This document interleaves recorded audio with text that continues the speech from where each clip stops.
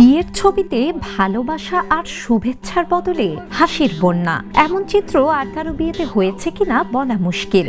বলছি জনপ্রিয় উপস্থাপক রাফসান সাবাব ও সঙ্গীত শিল্পী অভিনেত্রী জেফার রহমানের বিয়ের কথা।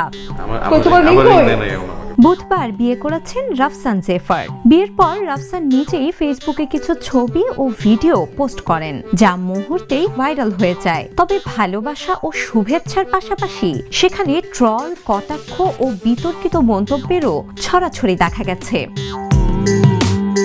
তাদের বিয়ের খবর প্রকাশ হওয়ার পর থেকেই সামাজিক মাধ্যমে এটি ব্যাপক আলোচনার জন্ম দিয়েছে। রাফসানের বিয়ের ছবির পোস্টে এখন পর্যন্ত প্রায় 3,74,000-এর বেশি রিয়্যাক্ট পড়েছে। এর মধ্যে সবচেয়ে বেশি সংখ্যক ছিল হাহা রিয়্যাক্ট। বিয়ের ফটোশুটের ভিডিওতেও একই চিত্র।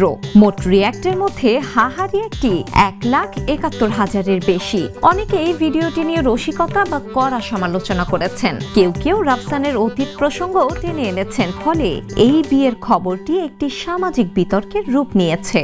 তারপরে যখন উনি আমাকে বলেই যাচ্ছিল যে শুধু যে রাফসানের পোস্টে এই হাহা রিয়্যাক্টের বন্যা বয়েছে তা কিন্তু নয়। এই নবদম্পতিকে শুভেচ্ছা জানিয়ে যারাই পোস্ট করেছেন সবার পোস্টে একই চিত্র।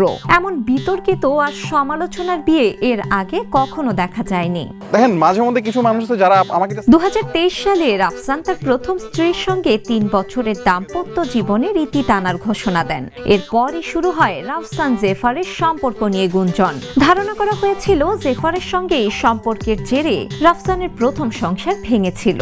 সব গুঞ্জন যেন সত্য হয়ে গেল দুজনের বিয়ের মধ্য দিয়ে। শিলা ইসলাম, দ্য নিউজ।